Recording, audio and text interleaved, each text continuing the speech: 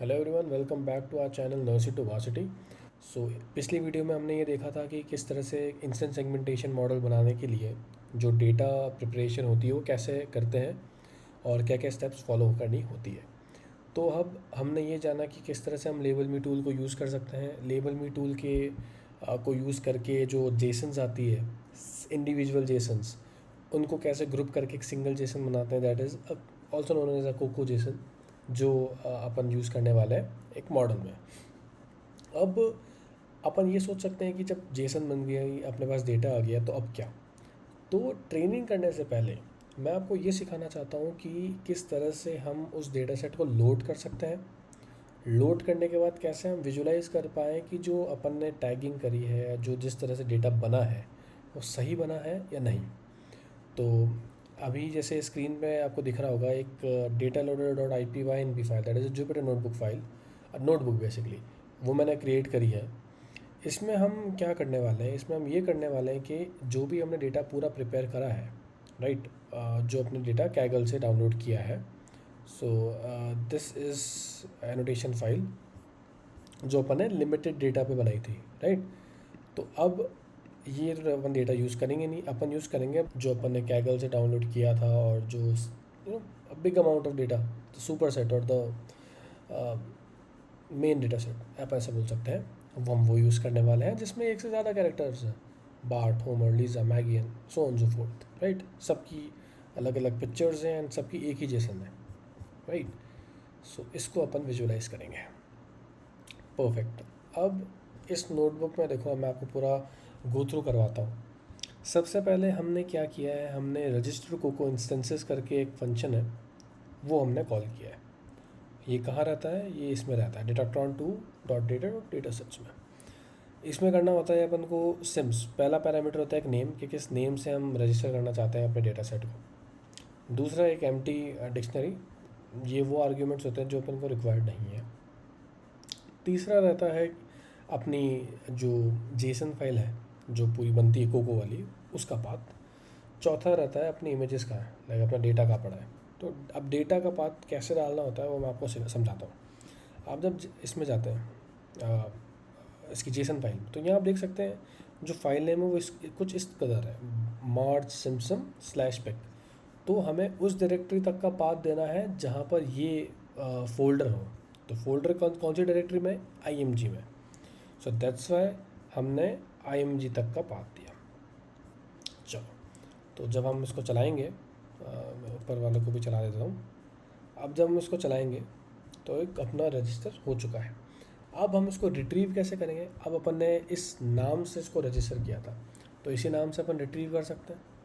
अब दो चीज़ें होती है, एक तो होता है मेटा डेटा कैटलॉग और दूसरा होता है डेटा सेट कैटलॉग। जब अपन को इन्फॉर्मेशन चाहिए होती है उस पर्टिकुलर अपने डेटा के मेटा डेटा के रिस्पेक्ट में, जैसे कुछ कि कौन कौन सी क्लासेस थी, क्या मैपिंग है, राइट, पाथ क्या है, ये सब इन्फॉर्मेशन मेटा डेटा में आती है और इसकी इन्फॉर्मेशन ये देता है। और अपन को जब प्रॉपर उसकी सेगमेंटेशन पॉइंट्स हो गए, उसकी क्लासेस हो गई, प्रॉपर जो कोको जेसन होती है ना, वो चाहिए होती है, तब अपन डेटा सेट कैटलॉग पे जाते हैं। तो अपन ने अभी दोनों चलाए। अब आप ये देख सकते हैं सिम मेटा डेटा। तो इसमें अपन को ये पता पड़ गया नेम क्या है अपने डेटा सेट का। कोको अपन ऑब्वियसली यूज़ कर ही रहे हैं। कितनी तरह की क्लासेस हैं, ये सारी क्लासेस आ गई है, ये उनके मैपिंग आईडीज़ आ गई है, राइट। और अब ये मैंने एक लूप लिखा है सिंपल सा, जो डेटा सेट डिक्ट्स में से एक रैंडमली कोई तीन फ़ोटोज़ उठाएगी और उसको प्लॉट करेगी।